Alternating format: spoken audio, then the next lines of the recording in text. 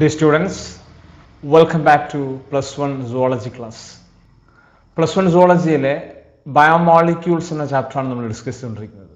കഴിഞ്ഞ 3 ക്ലാസ്സുകളിലായി നമ്മൾ ഈ ചാപ്റ്ററിലെ മൈക്രോ മോളിക്യൂൾസ്, മോളിക്കുലാർ വെയിറ്റ് താരതമ്യേന കുറഞ്ഞ amino acids, lipids, nitrogen bases, then sugars പോലുള്ള മോളിക്യൂൾസിനെ കുറിച്ചാണ് ഡിസ്കസ് ചെയ്തത്. ഈ ചാപ്റ്ററിൻ്റെ മുഴുവൻ വീഡിയോസും ഒരു പ്ലേലിസ്റ്റായി ക്രിയേറ്റ് ചെയ്തുകൊണ്ട് മുകളിൽ ഐ ബട്ടണിൽ ഞാൻ കൊടുത്തിട്ടുണ്ട്. ആവശ്യമുള്ളവർക്ക് ഉപയോഗപ്പെടുത്താം. നമ്മൾ ഇന്നത്തെ ക്ലാസ്സിൽ ഡിസ്കസ് ചെയ്യാൻ പോകുന്നത് മാക്രോ മോളിക്യൂൾസ് ആണ്. അപ്പോൾ വിശദമായി നമുക്ക് മനസ്സിലാക്കാം എന്താണ് മാക്രോ മോളിക്യൂൾസ് എന്നതുകൊണ്ട് അർത്ഥമാക്കുന്നത്, ഏതൊക്കെ പ്രധാനപ്പെട്ട മോളിക്യൂൾസ് ആണ് അല്ലെങ്കിൽ കോമ്പൗണ്ട്സ് ആണ് ഈ വിഭാഗത്തിൽ നമ്മൾ പഠിക്കേണ്ടത് തുടങ്ങിയ കാര്യങ്ങളൊക്കെയാണ് ഇന്നത്തെ ക്ലാസ്സിൽ നമ്മൾ ഡിസ്കസ് ചെയ്യാൻ പോകുന്നത്. സോ ഒരിക്കൽ കൂടെ വീഡിയോയിലേക്ക് ഹൃദ്യമായ സ്വാഗതം.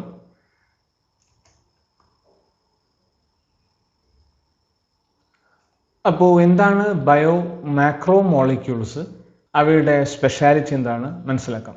നമ്മൾ നേരത്തെ പഠിച്ച മൈക്രോ മോളിക്യൂൾസ് അല്ലെങ്കിൽ സിംപ്ലി നമുക്ക് എന്ത് പറയാം, ബയോമോളിക്യൂൾസ് എന്ന് പറയുന്ന മോളിക്യൂൾസിന്റെ പ്രത്യേകത, അതായത് നേരത്തെ കണ്ട അമിനോ ആസിഡ്സും ലിപ്പിഡ്സും ഒക്കെ ഉൾപ്പെടുന്ന, നൈട്രജൻ ബേസുകളൊക്കെ ഉൾപ്പെടുന്ന, ഷുഗേഴ്സ് ഒക്കെ ഉൾപ്പെടുന്ന കാറ്റഗറിയുടെ പ്രത്യേകത, അവയുടെ മോളിക്കുലാർ വെയിറ്റ് എന്ന് പറയുന്നത് 18 to 800 ഡാൾട്ടൺ ആയിരുന്നു. 18 മുതൽ 800 ഡാൾട്ടൺ വരെ. ഡാൾട്ടൺ എന്നത് അറ്റോമിക് മാസ് യൂണിറ്റിന് മറ്റൊരു തരത്തിൽ പറയുന്നതാണ് ഡാൾട്ടൺ എന്ന്.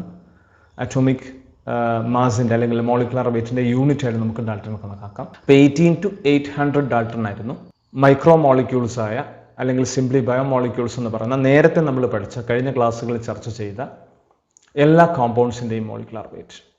എന്നാൽ ഇവിടെ മാക്രോ മോളിക്യൂൾസിലേക്ക് വരുമ്പോൾ അവയുടെ മോളിക്കുലാർ വെയിറ്റ് ഈ പറഞ്ഞ 800 ഡാൾട്ടൺ അല്ലെങ്കിൽ 1000 ഡാൾട്ടൺ മുകളിലായിരിക്കണമെന്നത് നിർബന്ധമാണ്. നമ്മൾ പരിചയപ്പെടാൻ പോകുന്ന ഒട്ടുമിക്ക മാക്രോ മോളിക്യൂൾസിനും അവയുടെ മോളിക്കുലാർ വെയിറ്റ് 10,000 ആൻഡ് എബോവ്, 10,000 മുകളിലൊക്കെ. പ്രോട്ടീനൊക്കെയാണ് പരിചയപ്പെടാൻ പോകുന്നത്. പ്രോട്ടീൻ ആൽബുമിൻ എടുത്തു കഴിഞ്ഞാൽ 60,700 ആണ് അതിൻ്റെ മോളിക്കുലാർ വെയിറ്റ് എന്ന് കാണാൻ പറ്റും. അങ്ങനെ അതേപോലെ നമുക്ക് DNA എടുക്കുകയാണെങ്കിൽ ഓരോ ഓർഗാൻസിലെയും DNA വ്യത്യസ്തമായ മോളിക്കുലാർ വെയിറ്റ് കാണിക്കും. അതേപോലെ സെല്ലുലോസ്, സ്റ്റാർച്ച് പോലുള്ള മോളിക്യൂൾസ് വരാൻ പോകുന്നുണ്ട്, പോളിസാക്കറൈഡുകൾ വരാൻ പോകുന്നുണ്ട്. ഇവരുടെയൊക്കെ മോളിക്കുലാർ വെയിറ്റിന്റെ പ്രത്യേകത 10,000s എന്നൊക്കെ പറയാം. അത്തരത്തിലുള്ള ഹയർ മോളിക്കുലാർ വെയിറ്റ് കാണാൻ കഴിയുന്ന ലിവിങ് ഓർഗാനിസംസിലെ അല്ലെങ്കിൽ മോളിക്യൂൾസിൽ വരാൻ പോകുന്ന, പരിചയപ്പെടാൻ പോകുന്ന കോമ്പൗണ്ട്സിനെയാണ് നമ്മൾ എന്ത് വിളിക്കുന്നത്, മാക്രോ മോളിക്യൂൾ എന്ന് വിളിക്കുന്നത്. അപ്പോൾ ഇവിടെ നമ്മൾ ചർച്ച ചെയ്യാൻ പോകുന്ന മാക്രോ മോളിക്യൂൾസ് ഏതൊക്കെയാണ് ഒന്ന് മനസ്സിലാക്കാം. പ്രധാനമായും പ്രോട്ടീൻസ്, അതേപോലെ തന്നെ പോളിസാക്കറൈഡ്സ്, സ്റ്റാർച്ചും സെല്ലുലോസും ആ വിഭാഗത്തിൽ വരും. അതേപോലെ തന്നെ ന്യൂക്ലിക് ആസിഡ്സ്, നമുക്കറിയാവുന്ന പോലെ തന്നെ DNA, RNA പോലുള്ള മോളിക്യൂൾസ്. ഇവയാണ് നമ്മൾ ഡിസ്കസ് ചെയ്യാൻ പോകുന്ന മാക്രോ മോളിക്യൂൾസ്. ഇവിടെ ഞാൻ നേരത്തെ സൂചിപ്പിച്ചു, ഇവയുടെ മോളിക്കുലാർ വെയിറ്റ് എന്ന് പറയുന്നത് 10,000s എബോവ് ഒക്കെയാണ് കാണാൻ കഴിയുന്നത്. ഏതായാലും ഇവിടെ നമ്മൾ മാക്രോ മോളിക്യൂൾസിനെ കുറിച്ച് ചർച്ച ചെയ്യുന്ന സമയത്ത് മറ്റൊരു കാര്യം കൂടെ മനസ്സിലാക്കേണ്ടത്, നമ്മൾ നേരത്തെ ലിവിങ് ടിഷ്യൂസിലെ കമ്പോണൻസ് എന്തൊക്കെയാണെന്ന്, അതിലടങ്ങിയിരിക്കുന്ന മോളിക്യൂൾസ് എന്തൊക്കെയാണ് അല്ലെങ്കിൽ ഇൻഗ്രീഡിയൻസ് എന്തൊക്കെയാണെന്ന് അനാലിസിസ് നടത്താൻ വേണ്ടിയിട്ട് ഒരു രീതി പരിചയപ്പെട്ടിരുന്നു ഈ ചാപ്റ്ററിന്റെ തുടക്കത്തിൽ. You remember that? യെസ്. അതായത് ലിവിങ് ടിഷ്യൂസിനെ ട്രൈക്ലോറോ അസറ്റിക് ആസിഡിൽ ഗ്രൈൻഡ് ചെയ്തുകൊണ്ട് ഒരു സ്ലറി രൂപത്തിൽ, ഒരു പേസ്റ്റ് രൂപത്തിലാക്കി മാറ്റി അതിനെ ഒരു ചീസ് ക്ലോത്തിലൂടെയോ അല്ലെങ്കിൽ കോട്ടണിലൂടെയോ ഒക്കെ സ്ട്രെയിൻ ചെയ്ത് അല്ലെങ്കിൽ ഫിൽട്ടർ ചെയ്തെടുക്കുക. അങ്ങനെ ഫിൽട്ടർ ചെയ്തെടുത്തു കഴിഞ്ഞാൽ നമുക്ക് എന്ത് കിട്ടും?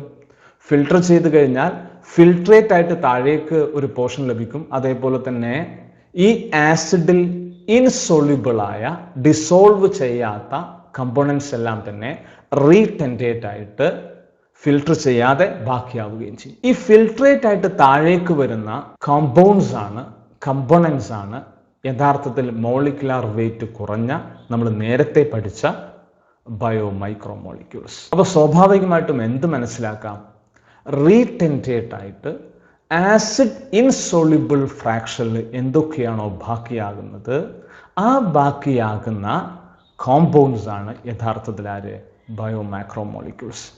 എന്തുകൊണ്ടായിരിക്കും അവ ആസിഡ് ഇൻസോള്യൂബിൾ ആയത്? Simple, because their molecular weight is higher. Molecular weight കൂടുതലായതുകൊണ്ട് ആസിഡിൽ ഡിസോൾവ് ചെയ്യാൻ കഴിയില്ല. അതുകൊണ്ട് തന്നെ അവ റീറ്റെൻഡേറ്റ് ആയിട്ട് ആസിഡ് ഇൻസോളിബിൾ ആയിട്ട് നിലനിൽക്കുന്നു എന്ന് മനസ്സിലാക്കാം. അപ്പോൾ ഈ ആസിഡ് ഇൻസോളിബിൾ ആയ കമ്പോണൻസ് ഒരു സെല്ലിന്റെ സൈറ്റോപ്ലാസത്തിലും അതേപോലെ തന്നെ വിവിധങ്ങളായ സെല്ലുലാർ ഓർഗനൽസ്, ഏതൊക്കെയാണവ?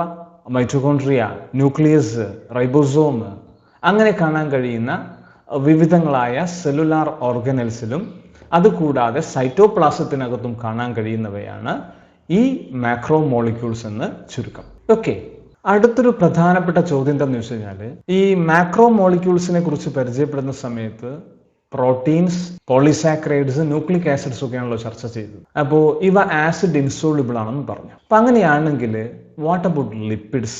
ലിപ്പിഡ്സിന്റെ പ്രത്യേകത എന്താ?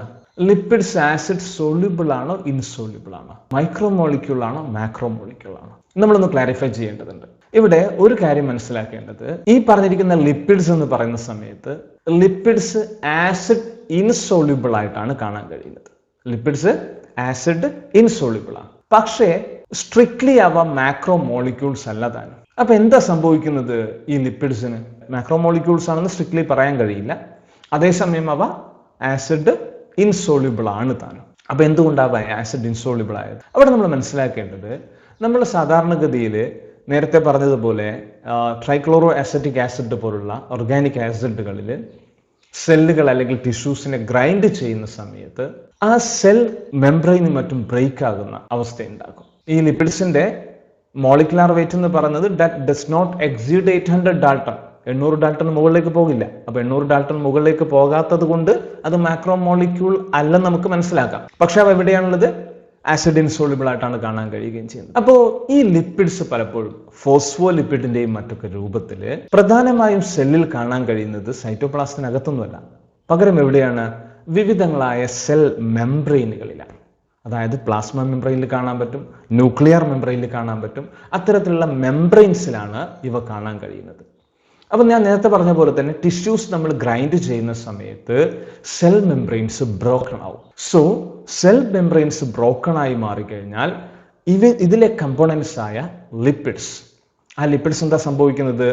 ദേ ബിക്കം വാട്ടർ ഇൻസോളിബിൾ വെസിക്കിൾ, വാട്ടറിൽ സൊല്യൂബിളൈസ് ചെയ്യാത്ത, അതേപോലെ ആസിഡിലും സൊല്യൂബിളൈസ് ചെയ്യാത്ത എന്തായി മാറുന്നു? വെസിക്കിൾസ് ആയിട്ട് മാറും. അപ്പൊ സ്വാഭാവികമായിട്ടും അങ്ങനെ വെസിക്കിൾ, ഒരു ചെറിയ ചെറിയ അറകൾ പോലെ എന്നാണ് വെസിക്കിൾ മീനിങ്. അങ്ങനെ വെസിക്കിളായി മാറിക്കഴിഞ്ഞാൽ അവയ്ക്ക് ഫിൽട്ടർ ചെയ്ത് താഴേക്ക് സൊല്യൂബിൾ ഫ്രാക്ഷൻ്റെ കൂടെ, ആസിഡ് സൊല്യൂബിൾ ആയ ഫ്രാക്ഷൻ്റെ കൂടെ താഴേക്ക് വരാൻ പറ്റില്ല, ഫിൽട്ടർ ചെയ്ത് വരാൻ പറ്റില്ല. അപ്പോൾ അത് എവിടെ നിൽക്കും? ആസിഡ് ഇൻസോളിബിൾ പാർട്ടിൽ നിൽക്കും. അപ്പോൾ ആസിഡ് ഇൻസോളിബിൾ പാർട്ടിൽ നിൽക്കുന്നു, അതേസമയം മോളിക്കുലാർ വെയിറ്റ് ബിലോ 800 ഡാൾട്ടൺ ആണ്. അങ്ങനെ നിൽക്കാനുള്ള കാരണമാണ് നമ്മളിപ്പോൾ ഡിസ്കസ് ചെയ്തത്. ചിലപ്പോൾ അങ്ങനെ ചോദിച്ചേക്കാം, എക്സാമിന് നേരത്തെ ക്വസ്റ്റ്യൻ വന്നിട്ടുണ്ട്. അതായത് മോളിക്കുലാർ വെയിറ്റ് ബിലോ 800 ഡാൾട്ടൺ ആണെങ്കിലും lipids are found along with the macromolecules as acid insoluble fraction. What is the reason for it? ആ റീസൺ ആണ് നമ്മളിപ്പോൾ ചർച്ച ചെയ്തത്. ലിപ്പിഡ്സ് കാണാൻ കഴിയുന്ന എവിടെയാണ്? സെൽ മെംബ്രെയിൻസിലാണ്. അങ്ങനെ സെൽ മെംബ്രെയിനിൽ കാണുന്ന കൊണ്ട് തന്നെ when we grind the ടിഷ്യൂനെ ഗ്രൈൻഡ് ചെയ്യുന്ന സമയത്ത് the cell membranes are broken and the lipids become water insoluble vesicles. These vesicles are not filtered along with the acid soluble fraction. Point clear ആണല്ലോ? Okay, സൈറ്റോപ്ലാസത്തിനകത്തും അതേപോലെ തന്നെ cellular ഓർഗനൽസിലുമാണ് ഈ bio macromolecules കാണാൻ കഴിയുന്നതെന്ന് പറഞ്ഞില്ലേ? അപ്പോൾ ഒരു സെല്ലിന്റെ ആവറേജ് കോമ്പോസിഷൻ നമ്മൾ എടുക്കുകയാണെങ്കിൽ എന്തൊക്കെ കാണാൻ പറ്റും? പ്രധാനമായും എന്തൊക്കെ ഉണ്ടാകുക? ഏറ്റവും കൂടുതൽ കാണാൻ കഴിയുന്ന പാർട്ട് എന്ന് പറയുന്നത് വാട്ടർ തന്നെയാണ്. എത്രത്തോളം നോക്കാം നമുക്ക്? 70 to 90% of A cell is water. പല രൂപത്തിൽ വാട്ടർ കാണാം. ഇനി അടുത്ത് നമ്മൾ എടുക്കുകയാണെങ്കിൽ പ്രോട്ടീൻ ആണ് രണ്ടാമത്തെ സെല്ലിലെ മേജർ കോമ്പോസിഷൻ ആയിട്ട് വരുന്നത്, 10 to 15%. മൂന്നാമതായി നമുക്ക് കാർബോഹൈഡ്രേറ്റ് കാണാൻ പറ്റും. അത് ഗ്ലൂക്കോസ് രൂപത്തിലാകാം, ചിലപ്പോൾ അത് പോളിസാക്കറൈഡ് രൂപത്തിലാകാം. എങ്ങനെയാണെങ്കിലും അത് ഒരു 3% മാത്രമേ കാണുള്ളൂ. ഇനി അതേപോലെ തന്നെ nucleic acids in the form of DNA and RNA shall be found from 5 to 7%. 5 മുതൽ 7% വരെ ആരായിരിക്കും? ന്യൂക്ലിക് ആസിഡ്സ് ആയിരിക്കും. അതേപോലെ തന്നെ മറ്റ് വ്യത്യസ്തങ്ങളായ അയോണുകൾ, കാൽഷ്യമായും മഗ്നീഷ്യമായും അതേപോലെ സിങ്കായും, അങ്ങനെ പലതരത്തിലുള്ള അയോണുകൾ, സോഡിയമായും ഒക്കെ അത്തരത്തിലുള്ള അയോണുകളായിട്ട് നമുക്ക് എത്ര കാണാൻ പറ്റും? 1% കാണാൻ പറ്റും. ഇതാണ് average composition of cell which are given in percentage. Text ബുക്കിൽ ഒരു ചെറിയ ടാബുലാർ കോളം ഉണ്ട്, അതിലെ കണ്ടന്റാണ് ഞാനിപ്പോൾ ഡിസ്കസ് ചെയ്തിരിക്കുന്നത്. സോ ഇതൊന്ന് മനസ്സിലാക്കി വെക്കുക. What will be the average composition of A normal cell എന്നതാണ് ഇപ്പോൾ നമ്മൾ മനസ്സിലാക്കിയത്. ഇത്രയും കാര്യങ്ങളാണ് നമുക്ക് ബയോ മാക്രോ മോളിക്യൂൾസിനെ കുറിച്ചൊരു ഇൻട്രൊഡക്ഷൻ നൽകാൻ കഴിയുന്നത്. Now we can lightly move to the actual content of the part. Bio macro molecules യഥാർത്ഥമായിട്ട് എന്താ ഡിസ്കസ് ചെയ്യാൻ പോകുന്നത്? ഞാൻ പറഞ്ഞു ബയോ മാക്രോ മോളിക്യൂൾസിൽ 3 തരത്തിലുള്ള മോളിക്യൂൾസ് അല്ലെങ്കിൽ ഓർഗാനിക് കോമ്പൗണ്ട്സ് അല്ലെങ്കിൽ ബയോ മോളിക്യൂൾസ് ആണ് പഠിക്കാൻ പോകുന്നത്. പ്രോട്ടീൻസ്, അതേപോലെ തന്നെ പോളിസാക്കറൈഡ്സ്, ദെൻ ന്യൂക്ലിക് ആസിഡ്സ്. അതിൽ ഒന്നാമത്തെ കാറ്റഗറിയിൽ വരുന്ന പ്രോട്ടീൻസിനെ കുറിച്ചാണ് ഇനിയുള്ള ഡിസ്കഷൻ. പ്രോട്ടീൻസിനെ കുറിച്ച് ആദ്യം മനസ്സിലാക്കേണ്ടത് proteins are hetero polymer of amino acids. വാക്ക് വളരെ കൃത്യമായിട്ട് ഓർത്തു വെക്കുക, hetero polymer of amino acids. So നിങ്ങൾ നേരത്തെ തുടക്കത്തിൽ അമിനോ ആസിഡുകളെ കുറിച്ചാണ് പഠിച്ചത്. പ്രധാനപ്പെട്ട ചില എക്സാമ്പിളൊക്കെ നമ്മളിവിടെ പഠിച്ചു വെച്ചിട്ടുണ്ടായിരുന്നു. നമുക്ക് ഗ്ലൈസീൻ അറിയാം, അലാനിൻ അറിയാം, സിറൈൻ അറിയാം, അസ്പാർട്ടിക് ആസിഡ് അറിയാം, ലൈസീൻ അറിയാം, അർജിനിൻ അറിയാം. ഇങ്ങനെ വ്യത്യസ്തങ്ങളായ അമിനോ ആസിഡുകളുണ്ട്. നമ്മൾ പറഞ്ഞിരുന്നു പ്രോട്ടീൻ സിന്തസൈസ് ചെയ്യാൻ വേണ്ടിയിട്ട് 20 അമിനോ ആസിഡുകളാണ് ആവശ്യമുള്ളത്. അപ്പോൾ ഈ അമിനോ ആസിഡുകളുടെ ഒരു കോമ്പിനേഷനാണ്, മറ്റൊരു തരത്തിൽ കൃത്യമായി പറഞ്ഞാൽ പോളിമറാണ്. You know what is polymer? Polymer എന്ന് പറയുമ്പോൾ ഒരുപാട് മോളിക്യൂൾസ് കൂടിച്ചേർന്നുണ്ടാകുന്ന വലിയ കോമ്പൗണ്ട്സിനെയാണ് നമ്മൾ ഓർഗാനിക് കെമിസ്ട്രിയിൽ പോളിമർ എന്ന് പറയും. അപ്പോൾ ഇത്തരം പോളിമറുകളിൽ ഒരു പോളിമറാണ് ആര്? പ്രോട്ടീൻ. അപ്പോൾ ഇവിടെ പോളിമർ എന്ന് ഡിസ്കസ് ചെയ്യുന്ന സമയത്ത് ഒന്നുകൂടെ സ്പെസിഫൈ ചെയ്തിരിക്കുകയാണ് hetero polymer of amino acids. പ്രധാനപ്പെട്ട ആ ഒരു പോയിന്റ് എന്താ പറഞ്ഞിരിക്കുന്നത്? Hetero polymer of amino acids. അതായത് പോളിമേഴ്സിന് നമുക്ക് അവയിലെ മോണോമറിക് യൂണിറ്റിന്റെ അടിസ്ഥാനത്തിൽ, എന്തിന്റെ അടിസ്ഥാനത്തിൽ? മോണോമറിക് യൂണിറ്റിന്റെ അടിസ്ഥാനത്തിൽ 2 തരത്തിലാക്കി മാറ്റാം. ഏതൊക്കെയാണ് ഇവ? ഒന്ന് ഹോമോ പോളിമറാണ്, മറ്റൊന്ന് ഹെറ്ററോ പോളിമറാണ്. ഇപ്പൊ ഏകദേശം ഒരു ധാരണ കിട്ടിക്കാണ് അല്ലേ? ഹോമോ എന്ന് പറഞ്ഞാൽ സെയിം, ഹെറ്ററോ മീൻസ് ഡിഫറൻറ്റ്. അപ്പൊ എന്താ ഉദ്ദേശിക്കുന്നത്? അതായത് ഹോമോ പോളിമർ ആണെങ്കിൽ അതിലെ മോണോമറിക് യൂണിറ്റുകളെല്ലാം തന്നെ സെയിം ആയിരിക്കും. ഉദാഹരണമായിട്ട് നമുക്ക് സ്റ്റാർച്ച് എടുത്ത് നോക്കാം. Starch is A polymer of glucose. നമ്മൾ പഠിക്കാൻ പോകുന്ന അടുത്ത ഭാഗത്ത് വരാൻ പോകുന്നതാണ്. ഇതിൽ ഗ്ലൂക്കോസ് മാത്രമേ ഉള്ളൂ. Glucose glucose glucose glucose glucose അങ്ങനെ ഒരു ലീനിയർ ചെയിൻ ആയിട്ട് ഒരു വലിയ സ്ട്രക്ചർ ആയിട്ട് മാറുന്ന സമയത്താണ് നമുക്ക് ആര് ലഭിക്കുന്നത്? സെല്ലുലോസ് പോലെയുള്ള സ്റ്റാർച്ച് പോലെയുള്ള പോളിമേഴ്സ് അല്ലെങ്കിൽ പോളിസാക്കറൈഡുകൾ ലഭിക്കുന്നത്. അപ്പോൾ അത് ആരാണെന്ന് മനസ്സിലാക്കണം. അത് ഹോമോ പോളിമർ ആണ്. പക്ഷേ ഇവിടെ നമ്മൾ പരിചയപ്പെടാൻ പോകുന്ന ആരെ കുറിച്ചാണ്? ഇവിടെ പറഞ്ഞിരിക്കുന്ന പ്രോട്ടീൻസിനെ കുറിച്ച്. അത് ഹെറ്ററോ പോളിമറാണ്. അപ്പോൾ ഹെറ്ററോ പോളിമർ ആകുന്ന സമയത്തുള്ള പ്രത്യേകത എന്താ? ഹെറ്ററോ പോളിമർ ആകുന്ന സമയത്ത് അതിലെ മോണോമറിക് യൂണിറ്റുകൾ സെയിം ആകില്ല. പകരം എന്താണ്? Different types of monomeric units. എന്താ പറഞ്ഞിരിക്കുന്നത്? Different types of monomeric unit. അതായത് ഒന്നുകൂടെ വിശദീകരിച്ച് പറഞ്ഞു കഴിഞ്ഞാൽ പ്രോട്ടീൻസിൽ കാണുന്ന അമിനോ ആസിഡുകളാണ് അവയുടെ മോണോമറിക് യൂണിറ്റ് എങ്കിലും അമിനോ ആസിഡുകൾ സെയിം അല്ല. ഓരോരോ അമിനോ ആസിഡ് വ്യത്യസ്തമാണ്. ഫോർ എക്സാമ്പിൾ, ഒരു പ്രോട്ടീൻ ഫോം ചെയ്യുന്ന സമയത്ത് അവിടെ ലൈസീൻ വരാം, കഴിഞ്ഞിട്ട് അർജിനിൻ വരാം, അത് കഴിഞ്ഞിട്ട് ഗ്ലൈസീൻ വരാം, അത് കഴിഞ്ഞിട്ട് മെത്യൂണിൻ വരാം, അത് കഴിഞ്ഞിട്ട് അസ്പാർട്ടിക് ആസിഡ് വരാം. അങ്ങനെ 1 by 1 ജോയിൻ ചെയ്ത് വരുന്ന സമയത്താണ് നമുക്ക് എന്ത് കാണാൻ കഴിയുന്നത്? ഈ പറഞ്ഞിരിക്കുന്ന hetero polymer of amino acid എന്ന രൂപത്തിൽ പ്രോട്ടീൻ ഫോം ചെയ്യുന്നത്. അപ്പൊ എന്തുകൊണ്ടാണ് പ്രോട്ടീൻസിന് ഹെറ്ററോ പോളിമർ എന്ന് പറഞ്ഞത്? മനസ്സിലാക്കിയല്ലോ? ക്ലിയർ അല്ലേ? കൺസെപ്റ്റ് ഓക്കെ അല്ലേ? യെസ്. അപ്പോ ഇവയെ നമുക്ക് മറ്റൊരു തരത്തിൽ സൂചിപ്പിക്കാൻ പറ്റുന്നു. അതായത് പ്രോട്ടീൻസ് എന്ന് പറയുന്ന സമയത്ത് they are otherwise called polypeptides. അപ്പൊ എന്താ ഈ പോളിപെപ്റ്റൈഡ് എന്ന് പറഞ്ഞാൽ? 2 അമിനോ ആസിഡുകൾ ഒരുമിച്ച് ചേർന്നുണ്ടാകുമ്പോൾ ഫോം ചെയ്യുന്ന ഒരു പുതിയ സ്ട്രക്ചറാണ് ഡൈപെപ്റ്റൈഡ്. കുറേ അമിനോ ആസിഡുകൾ വന്നാലോ പോളിപെപ്റ്റൈഡായി മാറി. മറ്റൊരു അർത്ഥത്തിൽ പറഞ്ഞാൽ പോളിപെപ്റ്റൈഡ്സ് എന്ന് പറഞ്ഞാൽ linear chains of amino acids ആണ്. നിങ്ങൾക്ക് കാണാൻ പറ്റും അല്ലേ? നിങ്ങൾക്ക് അവിടെ ഡയഗ്രാം ഞാൻ കൊടുത്തിട്ടുണ്ട്, കൃത്യമായിട്ട് മനസ്സിലാക്കി വെക്കാം. ഇവിടെ നമുക്ക് എന്താണ് linear chains, amino acid 1, amino acid 2, amino acid 3 അങ്ങനെ എന്താണ് ജോയിൻ ചെയ്ത് പോകുന്ന കാണാൻ പറ്റും. ഈ ഫോം ചെയ്തിരിക്കുന്ന ചെയിനെ വിളിക്കുന്ന പേരാണെന്ത്? പോളിപെപ്റ്റൈഡ് ചെയിൻ എന്ന് അല്ലേ? അപ്പം മറ്റൊരർത്ഥത്തിൽ പ്രോട്ടീൻസ് എന്ന് പറയുന്നത് പോളിപെപ്റ്റൈഡ് ചെയിൻസ് ആണ്. അപ്പോൾ ഒരു കാര്യം മനസ്സിലാക്കേണ്ടത്, ചിലപ്പോൾ ഒരു സിംഗിൾ പോളിപെപ്റ്റൈഡ് ആയിരിക്കും ഒരു പ്രോട്ടീനായി മാറുന്നത്, ചിലപ്പോൾ ഒന്നിൽ കൂടുതൽ പോളിപെപ്റ്റൈഡുകൾ ചേർന്നിട്ട് ഒരു കോംപ്ലക്സ് പ്രോട്ടീനായി മാറാൻ പറ്റും. നമ്മൾ ഹീമോഗ്ലോബിൻ പോലുള്ള പ്രോട്ടീനുകളെ കുറിച്ചൊക്കെ പറയാനുണ്ട്. അതൊക്കെ അങ്ങനെയാണ്, ഒന്നിൽ കൂടുതൽ പോളിപെപ്റ്റൈഡുകൾ ചേർന്നിട്ടുണ്ടാകാം. ഏതായാലും അമിനോ ആസിഡുകളുടെ ഒരു പോളിമറാണ്. ഏത് തരത്തിലുള്ള പോളിമറാണ്? ഹെറ്ററോ പോളിമറാണെന്നുള്ള കാര്യം കൂടെ ഓർത്തു വെക്കുക. ഏതായാലും ഇവിടെ നമ്മൾ ഓർത്തു വെക്കേണ്ട പ്രധാനപ്പെട്ട ഒരു പോയിന്റ് എന്ന് പറയുന്നത് ഇവിടെ ഫോം ചെയ്യുന്ന ഒരു പുതിയ ബോണ്ടിനെ കുറിച്ചാണ്. എന്താ ഞാൻ പറയുന്നത്? ഒരു പുതിയ ബോണ്ട്. എന്താണ് ആ ബോണ്ടിന്റെ പ്രത്യേകത? രണ്ട് അമിനോ ആസിഡുകൾ ജോയിൻ ചെയ്യുന്ന സമയത്ത് നിങ്ങൾക്കറിയാം, അമിനോ ആസിഡിൽ ആരൊക്കെയുണ്ട്? അമിനോ ആസിഡിൽ നമുക്ക് അമിനോ ഗ്രൂപ്പും അതേപോലെ തന്നെ കാർബോക്സിൽ ഗ്രൂപ്പും ഉണ്ട്. കാർബോക്സിൽ ഗ്രൂപ്പ് എന്നതിൽ COH ആണ്. ആൻഡ് അമിനോ ഗ്രൂപ്പ് എന്ന് പറയുന്നത് NH2 ഗ്രൂപ്പാണ്. ഈ അമിനോ ഗ്രൂപ്പും അതേപോലെ തന്നെ കാർബോക്സിൽ ഗ്രൂപ്പും കൂടിച്ചേരുന്ന സമയത്ത് ഒന്ന് മനസ്സിലാക്കി വെക്കണേ. കാർബോക്സിൽ ഗ്രൂപ്പും അതേപോലെ തന്നെ അമിനോ ഗ്രൂപ്പും കൂടിച്ചേരുന്ന സമയത്ത് അവയ്ക്കിടയിൽ ഒരു ബോണ്ട് ഫോം ചെയ്യുന്നു with elimination of by releasing a water molecule.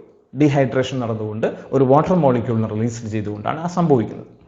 അത്തരത്തിൽ വാട്ടർ മോളിക്യൂളിനെ റിലീസ് ചെയ്തുകൊണ്ട് ഫോം ചെയ്യുന്ന പ്രോട്ടീൻസിലെ അല്ലെങ്കിൽ പോളിപെപ്റ്റൈഡ്സിലെ ബോണ്ടിനെ വിളിക്കുന്ന പേരാണ് പെപ്റ്റൈഡ് ബോണ്ട്. എന്താണ് പറഞ്ഞിരിക്കുന്നത്? Peptide bond. Note the point വളരെ പ്രധാനമാണ്. ഇവിടെ നമുക്ക് പെപ്റ്റൈഡ് ബോണ്ടാണ് ഫോം ചെയ്യുന്നത്. ഇവിടെയാണ് പെപ്റ്റൈഡ് ബോണ്ട് മനസ്സിലാക്കേണ്ടത്. ഞാനതൊന്നുകൂടെ ഈ ഒരു സ്ക്രീനിൽ ഇതിൻ്റെ ആനിമേഷൻ നമ്മൾ കൊടുത്തിട്ടുണ്ട്, ഒന്ന് മനസ്സിലാക്കി നോക്കാം. യെസ്, ഇതാണ് ഫോം ചെയ്തിരിക്കുന്നത്. അമിനോ ആസിഡ് 1, അമിനോ ആസിഡ് 2 ഇവ കൂടിച്ചേരുകയാണ്, പരസ്പരം അടുത്ത് വരികയാണ്. അപ്പോൾ നമുക്ക് COH അമിനോ ഗ്രൂപ്പുകൾ കാണാൻ പറ്റുന്നു. അവ ജോയിൻ ചെയ്ത് അടുത്ത് വരുന്ന സമയത്ത് H2O മോളിക്യൂൾസ് റിലീസ് ചെയ്തുകൊണ്ട് രണ്ട് അമിനോ ആസിഡുകൾക്കിടയിൽ ഒരു പുതിയ ബോണ്ട് ഫോം ചെയ്തു. ആ ഫോം ചെയ്ത പുതിയ ബോണ്ടിനെ വിളിക്കുന്ന പേരാണ് പെപ്റ്റൈഡ് ബോണ്ട്. വ്യക്തമല്ലേ? അപ്പോൾ ഇതാണ് നമുക്ക് പ്രോട്ടീൻസിനെ കുറിച്ച് പ്രാഥമികമായിട്ട് മനസ്സിലാക്കി വെക്കേണ്ടത്. ഇനി നമ്മൾ മനസ്സിലാക്കാൻ പോകുന്നത് ഒരു ലിവിങ് ഓർഗാനിസത്തിൽ പ്രോട്ടീനിന് എന്തൊക്കെ ഫങ്ഷൻ നിർവഹിക്കാൻ പറ്റുമെന്നാണ്. What are the functions of proteins? ഒന്ന് മനസ്സിലാക്കി നോക്കാം. There are different functions of proteins. ഒന്നാമതായിട്ട് for growth and tissue repair. First point ആണ്, ഗ്രോത്തിനും ടിഷ്യൂ റിപ്പയറിനും ആര് വേണം? പ്രോട്ടീൻ അനിവാര്യമാണ്. ഇനി അതേപോലെ തന്നെ സെൽ മെംബ്രെയിനിലൂടെ ന്യൂട്രിയൻസും മറ്റൊക്കെ എന്താണ് സെല്ലിനകത്തേക്ക് ട്രാൻസ്പോർട്ട് ചെയ്യാൻ വേണ്ടിയിട്ട്, അങ്ങനെ ട്രാൻസ്പോർട്ട് ചെയ്യാൻ വേണ്ടിയിട്ടും ആരുണ്ട്? പ്രോട്ടീൻസ് ഫങ്ഷൻ ചെയ്യുന്നുണ്ട്. അപ്പോൾ transport of nutrients across cell membrane രണ്ടാമത്തെ ഫംഗ്ഷനാണ്. അതിന് എക്സാമ്പിളായിട്ട് പരിചയപ്പെടുന്നത് GLUT4. ഇത് ഗ്ലൂക്കോസിന്റെ ട്രാൻസ്പോർട്ടിനെ സഹായിക്കുന്ന, സെല്ലിനകത്തേക്ക് ഗ്ലൂക്കോസിനെ ട്രാൻസ്പോർട്ട് ചെയ്യാൻ സഹായിക്കുന്ന പ്രോട്ടീനാണ്. അപ്പോൾ ഇവിടെ നമുക്ക് ട്രാൻസ് മെംബ്രെയിൻ പ്രോട്ടീൻ അതിനെ വിളിക്കാം. മെംബ്രെയിനിൽ ഇങ്ങനെയുള്ള പ്രോട്ടീൻ കാണാൻ പറ്റും. ആ മെംബ്രെയിനകത്തുള്ള പ്രോട്ടീനുള്ളിലൂടെ എന്ത് ചെയ്യുന്നു? ഗ്ലൂക്കോസ് ഉള്ളിലേക്ക് പാസ് ചെയ്ത് പോകും. GLUT4 അതിന് എക്സാമ്പിളാണ്. ഓക്കെ, ഇനി നമുക്ക് it can act as intercellular ground substance. എന്താ പറഞ്ഞിരിക്കുന്നത്? ഒരു ടിഷ്യൂ ഫോം ചെയ്യുമ്പോൾ, നമ്മൾ 3rd ചാപ്റ്ററിൽ പഠിച്ചാണ് ടിഷ്യൂസ്. ഒരു ടിഷ്യൂ ഫോം ചെയ്യുന്ന സമയത്ത് സെല്ലുകളെ പരസ്പരം ജോയിൻ ചെയ്ത് നിർത്താൻ വേണ്ടിയിട്ട് ഒരു ഗ്രൗണ്ട് സബ്സ്റ്റൻസ് വേണം, അല്ലേ? അതിനെ മാട്രിക്സ് എന്ന് വിളിക്കും. അത്തരം മാട്രിക്സിൽ പ്രധാനപ്പെട്ട ഒരു മാട്രിക്സ് ആണ് എന്ത്? കൊളാജൻ. എന്താ വിളിക്കുന്നത്? കൊളാജൻ. അപ്പോൾ ഇന്റർസെല്ലുലാർ ഗ്രൗണ്ട് സബ്സ്റ്റൻസ് കൊളാജൻ. ഇതിൽ ഒരു പക്ഷേ നമുക്ക് മാച്ച് ദ ഫോളോയിങ്ങിന് വളരെ സാധ്യതയുള്ള ഒരു മേഖലയാണ്, ഒരു ഭാഗമാണ് ഇത് പറയാൻ പോകുന്നത്, അല്ലേ? കാരണം കോളം എയിൽ transport of nutrients across cell membrane, column ബിയിൽ GLUT4 ഉണ്ടെങ്കിൽ അതിലേക്ക് മാച്ച് ചെയ്യാം. ഇന്റർസെല്ലുലാർ ഗ്രൗണ്ട് സബ്സ്റ്റൻസ് കോളം എയിൽ കൊളാജൻ എക്സാമ്പിളായിട്ട് കോളം ബിയിൽ കണ്ടാൽ മാച്ച് ചെയ്യാം. ഓക്കെ, നമുക്ക് വരാം അടുത്തതിലേക്ക്. It can act as antibodies in order to fight against infectious organism. നമ്മുടെ ബോഡിയിലേക്ക് പലതരത്തിലുള്ള ഇൻഫെക്ഷൻസും വരുമ്പോൾ അതിനെ പ്രതിരോധിച്ച് നിർത്തുന്നത് ആൻറ്റിബോഡീസ് ആണ്. അപ്പോൾ അത്തരം antibodies fight against infectious organism ആരെന്ന് നമുക്ക് എഴുതാം? ആൻറ്റിബോഡി. ആൻറ്റിബോഡീസ് ഇമ്മ്യൂണോഗ്ലോബുലിൻസ് എന്ന് കൂടെ അറിയപ്പെടും. അവയുടെ കെമിക്കൽ നേച്ചർ വെച്ചുകൊണ്ട് ഇമ്മ്യൂണോഗ്ലോബുലിൻ എന്നാണ് പറയാം. ഏതായാലും ആൻറ്റിബോഡികളാണ് ഇൻഫെക്ഷൻസിനെ തടയുന്ന തരത്തിലുള്ള പ്രോട്ടീൻ മോളിക്യൂൾസ് എന്ന് ഓർത്ത് നോക്കാം. മറ്റൊന്ന് റിസപ്റ്റേഴ്സ് ആയിട്ട് പ്രവർത്തിക്കാൻ പറ്റും. എന്താ ഈ റിസപ്റ്റർ എന്ന് പറഞ്ഞാൽ? ഒരു സെല്ലിന് മുകളിൽ, അതായത് നമുക്കറിയാം എന്താണ്, എസ്പെഷ്യലി നെർവ് സെല്ലുകളിലൊക്കെ സ്മെല്ലിനെ, ടേസ്റ്റിനെ ഒക്കെ റിസീവ് ചെയ്യാനുള്ള റിസപ്റ്റേഴ്സ് കാണാൻ പറ്റും. മറ്റ് സെല്ലുകളിൽ ഹോർമോണിനെ റിസീവ് ചെയ്യാനുള്ള റിസപ്റ്റേഴ്സ് കാണാൻ പറ്റും. ഇവയാണ് റിസപ്റ്റർ. ഓക്കെ, അപ്പം ഇത്തരത്തിൽ റിസപ്റ്ററായിട്ട് പ്രവർത്തിക്കുന്നതുമാര് തന്നെ ചില പ്രോട്ടീനുകളാണെന്ന് മനസ്സിലാക്കാം. അവസാനമായിട്ട് some proteins are hormones. അപ്പോൾ എന്ത് മനസ്സിലാക്കണം? All hormones are not proteins, but some protein can act as a hormone also. അല്ലേ, ചില ഹോർമോണുകൾ നമ്മൾ എടുക്കുന്ന സമയത്ത് some of the hormones they are found to be as protein. അപ്പോൾ ഹോർമോണുകൾ പലതരത്തിലുള്ള അമിനോ ആസിഡ് ഡെറിവേറ്റീവ് ആകാം, അല്ലെങ്കിൽ പിന്നെ സ്റ്റിറോയിഡ് ഹോർമോൺസ് ഉണ്ട് അല്ലേ, അതേപോലെ തന്നെ പ്രോട്ടീൻ ഹോർമോണുകളുണ്ട്. ഓക്കെ, അപ്പോൾ അയഡിൻ കമ്പോണൻ്റ് ഉള്ള ഹോർമോൺസ് ഉണ്ട്. അത് അവസാന ചാപ്റ്ററിൽ പറയാനുണ്ട്. ഏതായാലും നമുക്ക് ഹോർമോണുകളെ കുറിച്ച് പരിചയപ്പെടുന്ന സമയത്ത് ചില ഹോർമോണുകൾ എടുത്തു കഴിഞ്ഞാൽ അവരാണ് പ്രോട്ടീൻ നേച്ചറിൽ കാണാൻ പറ്റും. എക്സാമ്പിൾ ഇൻസുലിൻ പ്രധാനപ്പെട്ട ഒരു ഹോർമോണാണ്. ഇനി പല പ്രോട്ടീൻസിനും എൻസൈമായി പ്രവർത്തിക്കാൻ പറ്റും. ആരെ പ്രവർത്തിക്കാൻ പറ്റും? എൻസൈം. എൻസൈം എന്ന് പറയുന്നത് നമുക്കറിയാം എന്താണ്, കെമിക്കൽ റിയാക്ഷൻസിനെ ആക്സലറേറ്റ് ചെയ്യുന്ന തരത്തിലുള്ള ബയോളജിക്കൽ കാറ്റലിസ്റ്റുകളെയാണ് എൻസൈം എന്ന് വിളിക്കുന്നത്. ഓക്കെ, നമുക്ക് ഈ ചാപ്റ്ററിൽ തന്നെ വിശദമായിട്ട് എൻസൈമുകളെ കുറിച്ച് പറയാനുണ്ട്. എൻസൈംസ് ആയി പ്രവർത്തിക്കാൻ പറ്റുന്ന പ്രോട്ടീനുകളുടെ എക്സാമ്പിളാണ് ട്രിപ്സിൻ. അല്ലേ, നമ്മുടെ ദഹന പ്രവർത്തനങ്ങൾക്ക് ആവശ്യമായിരിക്കുന്ന ഒരു എൻസൈമാണെന്ന് മനസ്സിലാക്കാം. ഇനി ചില പ്രോട്ടീനുകൾക്ക് പിഗ്മെന്റുകളായി പ്രവർത്തിക്കാൻ പറ്റും. കളറിങ് ഏജൻസ് ആണ്, അല്ലെങ്കിൽ കളറിങ് നേച്ചറുള്ളവയാണ് പിഗ്മെന്റ് എന്ന് വിളിക്കുക. ഓക്കെ, പ്ലാന്റ്സിലൊക്കെ നമ്മൾ പഠിച്ച ക്ലോറോഫിൽ ഒരു പിഗ്മെന്റ് ആണ്. അതേപോലെ നമ്മുടെ ബോഡിയിൽ കാണാൻ പറ്റുന്ന ഒരു പിഗ്മെന്റ് ആണ് ഹീമോഗ്ലോബിൻ.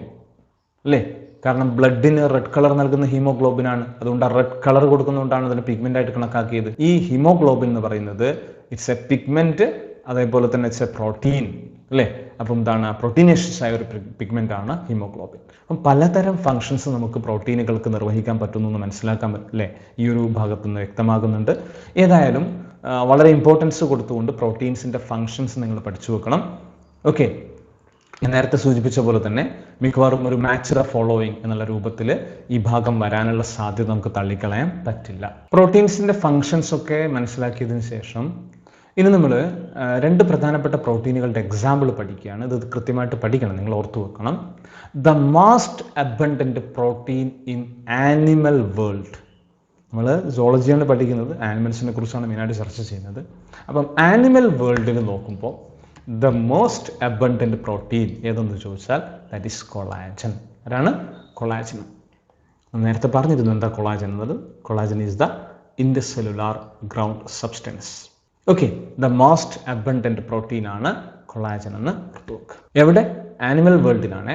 പക്ഷെ കൂടെ ഓർക്കേണ്ട മറ്റൊരു പോയിന്റ് എന്ന് പറയുന്നത്, നമ്മളത് എൻറ്റയർ ബയോസ്ഫിയറിലേക്ക് അല്ലെങ്കിൽ എൻറ്റയർ ലിവിങ് വേൾഡിലേക്ക് വന്നു കഴിഞ്ഞാൽ അവിടെയുള്ള മോസ്റ്റ് അബണ്ടന്റ് പ്രോട്ടീൻ എന്ന് പറയുന്നത് റുബിസ്കോ.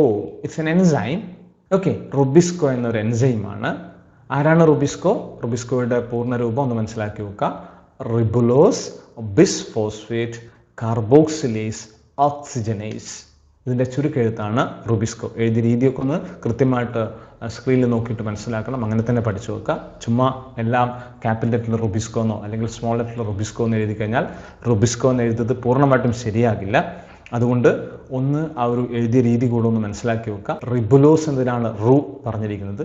ബിസ്ഫോസ്ഫേറ്റ് ആണ് BIS. കാർബോക്സിലേസ് ആണ് C. അതേപോലെ തന്നെ ഓക്സിജനേസ് ആണ് O. പ്രധാനമായും ഗ്രീൻ ആൽഗയിലും അതേപോലെ തന്നെ ഗ്രീൻ പ്ലാന്റ്സിലൊക്കെ, അതായത് ഫോട്ടോസിന്തറ്റിക് ഓർഗാനിസംസിൽ കാണാൻ പറ്റുന്ന ഒരു എൻസൈമാണിത്. കാർബൺ ഫിക്സേഷൻ, അതായത് അറ്റ്മോസ്ഫിയറിക് കാർബൺ ഡൈ ഓക്സൈഡിനെ കാർബോഹൈഡ്രേറ്റ് ആക്കി മാറ്റുന്നതിൽ പ്രധാനപ്പെട്ട ഫംഗ്ഷൻ നിർവഹിക്കുന്ന ഒരു എൻസൈമാണ് ഇതെന്ന് ഓർത്തു വെക്കുക. അത്തരം ഡീറ്റെയിൽസ് ഒന്നും ടെക്സ്റ്റ് ബുക്ക് നമ്മൾ പരിചയപ്പെടുന്നില്ല. ഒരു കാര്യം മാത്രമാണ് ഓർക്കേണ്ടത്, ലിവിങ് വേൾഡിലെ അല്ലെങ്കിൽ ബയോസ്ഫിയറിലെ ദ മോസ്റ്റ് അബണ്ടന്റ് പ്രോട്ടീൻ ഏതെന്ന് ചോദിച്ചാൽ നമുക്ക് കണ്ണടച്ച് പറയാൻ പറ്റണം, റുബിസ്കോ. ഓക്കെ, ഇനി നമ്മൾ ഡിസ്കസ് ചെയ്യാൻ പോകുന്നത് പ്രോട്ടീൻസിന്റെ സ്ട്രക്ചറിനെ കുറിച്ചാണ്. അതായത് സ്ട്രക്ചർ എന്ന് പറയുമ്പോൾ സ്ട്രക്ചറൽ ലെവൽസ് ഓഫ് പ്രോട്ടീൻ എന്ന് വേണം പറയാൻ. എന്തുകൊണ്ട് അങ്ങനെ പറയുന്നത്? അതായത് പ്രോട്ടീനെ വ്യത്യസ്ത തരം സ്ട്രക്ചറിൽ കാണാൻ പറ്റും. പ്രോട്ടീൻസിന്റെ പ്രൈമറി സ്ട്രക്ചർ ഉണ്ട്, അവയ്ക്ക് സെക്കൻഡറി സ്ട്രക്ചർ ഉണ്ട്. They may be found in tertiary structure. Some proteins they may occupy quaternary structure also. അപ്പം ഇതുകൊണ്ട് തന്നെ വിവിധ തലങ്ങളിലാണ് പ്രോട്ടീൻസിന്റെ സ്ട്രക്ചർ എന്നതുകൊണ്ടാണ് സ്ട്രക്ചറൽ ലെവൽസ് ഓഫ് പ്രോട്ടീൻ ഞാൻ പരിചയപ്പെടുത്താൻ പോകുന്നത്. ഓക്കെ, അപ്പോൾ ഈ സ്ട്രക്ചറൽ ലെവൽസ് ഓഫ് പ്രോട്ടീനിൽ ഒന്നാമത്തെ ലെവലാണ് ആര്? Primary structure. പ്രൈമറി സ്ട്രക്ചറിന്റെ പ്രത്യേകത എന്താണെന്ന് വെച്ച് കഴിഞ്ഞാൽ അമിനോ ആസിഡുകൾ ചേർന്നിട്ടാണ് പ്രോട്ടീൻ ഉണ്ടാകുന്നത് നമ്മൾ പറഞ്ഞല്ലോ അല്ലേ. ഇങ്ങനെ അമിനോ ആസിഡുകൾ ചേർന്ന് പ്രോട്ടീൻ ഉണ്ടാകുമ്പോൾ ആ അമിനോ ആസിഡുകളുടെ ഒരു ലീനിയർ ചെയിൻ ആയിട്ട് അല്ലേ, സീക്വൻസ് ഓഫ് അമിനോ ആസിഡുകളായിട്ട് നിങ്ങൾ ആരെ പരിഗണിക്കുക? പ്രോട്ടീനെ പരിഗണിക്കുക. The primary structure of protein describes a sequence of amino acids or the linear chains of amino acids. ഇവിടെ നമുക്ക് ലെഫ്റ്റ് ആൻഡ് റൈറ്റ് എൻഡുകൾ കണക്കാക്കാം. അതായത് ഒരിടത്ത് നിന്ന് തുടങ്ങുന്നു, ലെഫ്റ്റിൽ നിന്ന് തുടങ്ങുന്നു, അതേപോലെ തന്നെ റൈറ്റിൽ അത് അവസാനിക്കുന്നു. Amino acid amino acid amino acid. അപ്പോൾ ലെഫ്റ്റിൽ കാണാൻ പറ്റുന്ന അമിനോ ആസിഡ് ആണ് ഫസ്റ്റ് അമിനോ ആസിഡ്. നമ്മൾ ഇതിനെന്ത് വിളിക്കും? എൻ ടെർമിനൽ അമിനോ ആസിഡ് എന്ന് വിളിക്കും. എന്താ എൻ ടെർമിനൽ എന്ന് പറയാനുള്ള കാരണം? എൻ അത് അമിനോ ഗ്രൂപ്പിനെ സൂചിപ്പിക്കുകയാണ്. അപ്പോൾ ആദ്യ ഭാഗത്ത് അമിനോ ആണെന്ന് അർത്ഥം. എന്നിട്ട് അതിന്റെ ആ അമിനോ ആസിഡിന്റെ അവസാനത്തിൽ ആരുണ്ടാകും?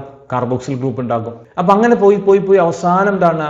ആ ഒരു ലീനിയർ ചെയിൻ അവസാനിപ്പിക്കുന്ന സമയത്ത് ഏറ്റവും അവസാനത്തിൽ കാണപ്പെടുന്ന ദ ലാസ്റ്റ് അമിനോ ആസിഡ് അല്ലെങ്കിൽ റൈറ്റ് എൻഡിലെ അമിനോ ആസിഡ് എന്ന് പറയുന്ന സമയത്ത് അതാരായിരിക്കും? സി ടെർമിനൽ അമിനോ ആസിഡ് ആയിരിക്കും. C terminal. അപ്പൊ ഇതാണ് ഒരു ലീനിയർ ചെയിൻ ഞാൻ പരിചയപ്പെടുത്തിയത്. ഇത് ഫസ്റ്റ് അമിനോ ആസിഡ് ആണ്. അപ്പൊ ഇതാരാണ് ഫസ്റ്റ് അമിനോ ആസിഡ്? അതായത് ലെഫ്റ്റ് എൻഡിൽ കാണാൻ പറ്റുന്ന അമിനോ ആസിഡ് അതാരാണ്? That is the N terminal amino acid. Because അവിടെ അമിനോ ഗ്രൂപ്പാണ് വരുന്നത്. അങ്ങനെ പോയി അവസാനിപ്പിക്കുന്ന സമയത്ത് ഇവിടെ നമുക്ക് ആരെ കാണാൻ പറ്റുന്നു? ലാസ്റ്റ് അമിനോ ആസിഡ് ആയിരിക്കുന്ന സി ടെർമിനൽ അമിനോ ആസിഡിനെ റൈറ്റ് എൻഡിലും കാണാൻ പറ്റുന്നു. ഇത്തരത്തിലൊരു അറേഞ്ച്മെന്റ് ആണ് നമുക്ക് പ്രൈമറി സ്ട്രക്ചർ ഓഫ് പ്രോട്ടീൻ എന്ന് വിളിക്കുന്നത്. ഇനി നമ്മൾ സെക്കൻഡറി സ്ട്രക്ചറിനെ കുറിച്ച് മനസ്സിലാക്കിയാലോ? അപ്പം അമിനോ ആസിഡുകളുടെ ഒരു ലീനിയർ ചെയിൻ ആണ് പ്രൈമറി സ്ട്രക്ചറിൽ കാണാൻ പറ്റുന്നത്. എന്നാൽ ഈ ചെയിൻ വീണ്ടും ഒന്ന് ഹെലിക്കലി വൈൻഡ് ചെയ്ത് വരുന്നതായിട്ട് സങ്കല്പിച്ചോളൂ. അതായത് എന്താ സംഭവിക്കുന്നത്? One or more polypeptide chains they are folded or wound in the form of A helix. Helix നമുക്കറിയാം എന്താണ്? സാധാരണ DNA-യിലൊക്കെ കാണുന്ന ചുറ്റുഗോമണിയുടെ ആകൃതിയാണ് നമ്മൾ ഹെലിക്സ് എന്ന് പറയുക.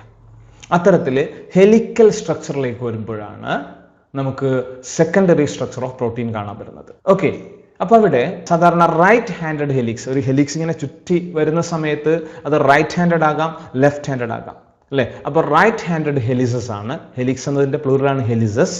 റൈറ്റ് ഹാൻഡഡ് ഹെലിസസ് ആണ് പ്രോട്ടീൻസിൽ കാണാൻ പറ്റുക. അപ്പൊ എങ്ങനെ ഓർത്തു നോക്കാം നമ്മൾ?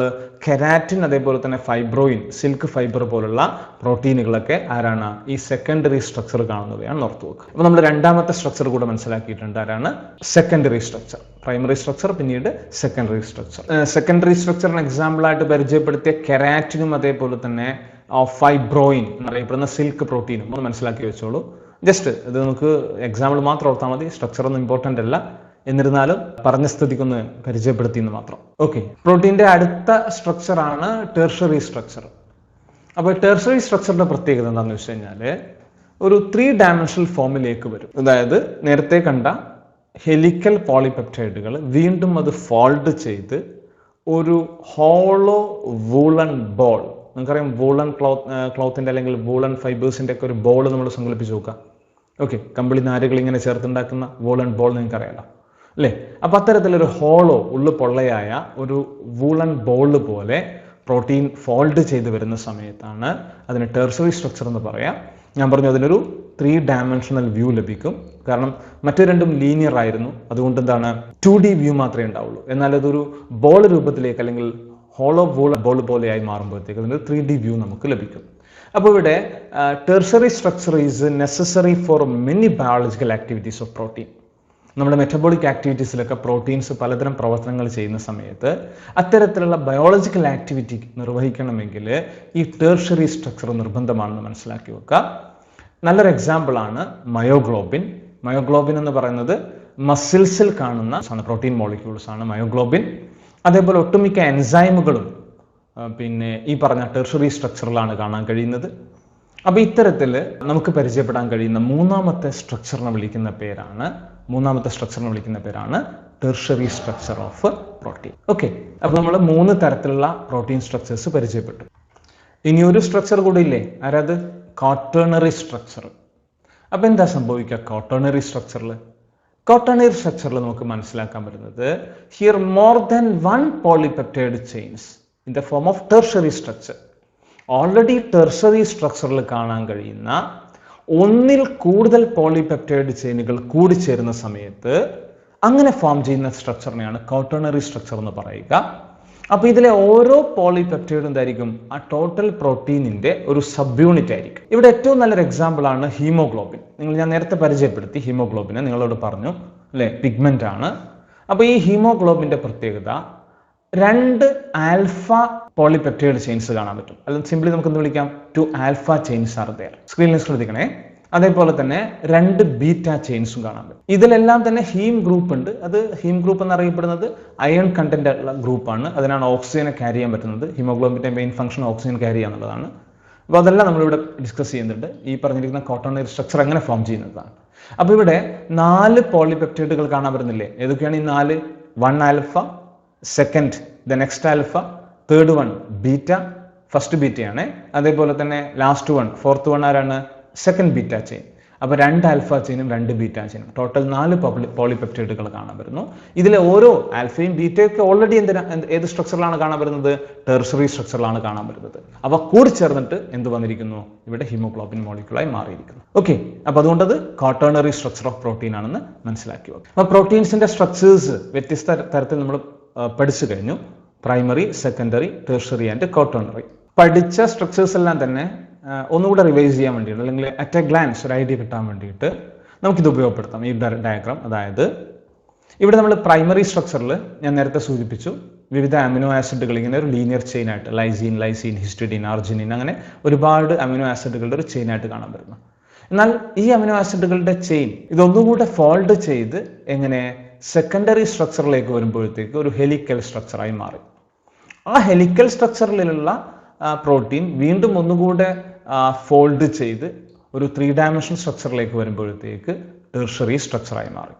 ഇത്തരം അനേകം ടെർഷറി സ്ട്രക്ചർ പ്രോട്ടീൻസ് കൂടിച്ചേരുന്ന സമയത്ത്, അല്ലെങ്കിൽ പോളിപെപ്റ്റൈഡുകളുടെ ഒരു കോമ്പിനേഷൻ വരുന്ന സമയത്ത് നമുക്കതിനെ ക്വാട്ടേണറി ആയിട്ട് പറയും. അപ്പൊ എന്ത് ഓർത്ത് വെക്കണം? നമ്മൾ പ്രോട്ടീനുകളുടെ ഒരു സ്ട്രക്ചറൽ കോംപ്ലക്സിറ്റിയാണ് ഇവിടെ പരിചയപ്പെടുത്തിയിരിക്കുന്നത്. ചിലപ്പോൾ ചില പ്രോട്ടീനുകൾക്ക് പ്രൈമറി സ്ട്രക്ചറിൽ തന്നെ അവയുടെ ഫംഗ്ഷൻ നിർവഹിക്കാൻ പറ്റും. എന്നാൽ മറ്റു ചില പ്രോട്ടീൻസ് സെക്കൻഡറി സ്ട്രക്ചറിലാണ് അവയുടെ ഫംഗ്ഷൻ നിർവഹിക്കുന്നത്. ഒട്ടുമിക്ക ബയോളജിക്കൽ ആക്ടിവിറ്റി ആവശ്യമായതിനു വേണ്ടിയിട്ട് ടെർഷറി സ്ട്രക്ചറിൽ കാണാൻ പറ്റും. ചിലതിന് ടെർഷറി സ്ട്രക്ചർ മതിയാകില്ല, ക്വാട്ടേണറി സ്ട്രക്ചറിലെ പ്രോട്ടീൻ ആയിരിക്കണം. എല്ലാ പ്രോട്ടീനുകൾക്കും പ്രൈമറിയും സെക്കൻഡറിയും ടെർഷറിയും ഉണ്ടാവും എന്നല്ല പറയുന്നത്. ചില പ്രോട്ടീനുകൾ പ്രൈമറി ആയിരിക്കാം, ചിലത് ആരായിരിക്കാം? സെക്കൻഡറി സ്ട്രക്ചറിൽ കാണാം. മറ്റു ചിലത് ടെർഷറി അല്ലെങ്കിൽ ക്വാട്ടേണറി സ്ട്രക്ചറിലായിരിക്കാം. ഇതാണ് ഉദ്ദേശിച്ചത്. ഓക്കെ, അപ്പോൾ ഏതായാലും പ്രോട്ടീനുകളുടെ സ്ട്രക്ചറിനെ കുറിച്ചും നിങ്ങൾക്കൊരു ധാരണ കിട്ടിയെന്ന് പ്രതീക്ഷിക്കട്ടെ. ഇന്നത്തെ ക്ലാസ് നമ്മളിവിടെ അവസാനിപ്പിക്കുകയാണ്. ആക്ച്വലി ഒരു കുഞ്ഞു ഭാഗം മാത്രമേ പരിചയപ്പെടുത്തിയിട്ടുള്ളൂ. കാരണം ബയോ മാക്രോ മോളിക്യൂൾസിലെ പ്രോട്ടീൻസിനെ കുറിച്ച് മാത്രമേ നമ്മൾ പറഞ്ഞിട്ടുള്ളൂ. ഇനി നമുക്ക് പോളിസാക്കറൈഡ്സും അതേപോലെ തന്നെ ന്യൂക്ലിക് ആസിഡ് DNA-യും RNA-യും ഈ ഒരു ഭാഗത്ത് തന്നെ ഡിസ്കസ് ചെയ്യാനുണ്ട്. അപ്പോൾ അത് രണ്ടും ചേർത്തുകൊണ്ട് അടുത്തൊരു വീഡിയോ ആയിട്ട് ഞാൻ നിങ്ങളുടെ മുമ്പിലേക്ക് വരും അടുത്തൊരു ക്ലാസ്സിൽ. ഇന്ന് തൽക്കാലം ഇവിടെ സ്റ്റോപ്പ് ചെയ്യാണ്. കാരണം വീഡിയോയുടെ ലെങ്ത് കൂടുന്ന സമയത്ത് നിങ്ങൾക്കത് കാണാനും അതേപോലെ മനസ്സിലാക്കാനുള്ള ബുദ്ധിമുട്ട് ഞാൻ മനസ്സിലാക്കുന്നു. നന്നായിട്ട് ക്ലാസ് ശ്രദ്ധിച്ച് ആവശ്യമെങ്കിൽ ഒന്നുകൂടെ റിപ്പീറ്റ് ചെയ്ത് കണ്ട് നോട്ട്സൊക്കെ എഴുതിയെടുത്ത് കാര്യങ്ങളൊക്കെ വളരെ വ്യക്തമായിട്ട് പരിചയപ്പെട്ടു പോവുക. പ്രധാനപ്പെട്ട ഭാഗം തന്നെയാണ് ചർച്ച ചെയ്തത്. എസ്പെഷ്യലി ഈ ഒരു സ്ട്രക്ചറിനെ കുറിച്ച് ടെക്സ്റ്റ് ബുക്കിൽ നൽകിയിരിക്കുന്ന ഡയഗ്രാം വെച്ചുകൊണ്ട് ചോദ്യം വരാറുണ്ട്. നിങ്ങൾ NCERT ടെക്സ്റ്റ് ബുക്കിലെ ഈ ഡയഗ്രാംസ് അല്ലെങ്കിൽ പ്രൈമറി, സെക്കൻഡറി, ടെർഷറി അതേപോലെ തന്നെ ക്വാട്ടേണറി എങ്ങനെ നൽകിയിരിക്കുന്നു നോക്കുക. ചിലപ്പോൾ ആ ഡയഗ്രാം വെച്ചുകൊണ്ട് ചോദ്യം വരാറുണ്ട്. ഇനി അതല്ലെങ്കിൽ ഞാൻ നേരത്തെ പറഞ്ഞ പ്രോട്ടീൻസിൻ്റെ ഫങ്ഷൻസിനെ മാച്ച് ചെയ്യാൻ വേണ്ടി ചോദിക്കാറുണ്ട്. അപ്പോൾ ഏതായാലും ഇന്നത്തെ ക്ലാസ് നിങ്ങൾക്ക് മനസ്സിലായെന്നുള്ള പ്രതീക്ഷയോടുകൂടി ഞാൻ അവസാനിപ്പിക്കുകയാണ്. ഒരിക്കൽ കൂടെ ചാനൽ സബ്സ്ക്രൈബ് ചെയ്യുക, മറ്റുള്ള ആൾക്കാരിലേക്ക് എത്തിച്ചു കൊടുക്കുക, ലൈക്ക് ചെയ്യുക, അതേപോലെ തന്നെ ഷെയർ ചെയ്യുക, കമൻറ്റ് ചെയ്യുക, നിങ്ങളുടെ സംശയങ്ങളൊക്കെ ചോദിക്കാം. ഏതായാലും ഇന്ന് നമ്മളിവിടെ അവസാനിപ്പിക്കുന്നു. അടുത്ത ക്ലാസ്സിൽ വീണ്ടും കാണുന്നതുവരെ bye. Thank you very much.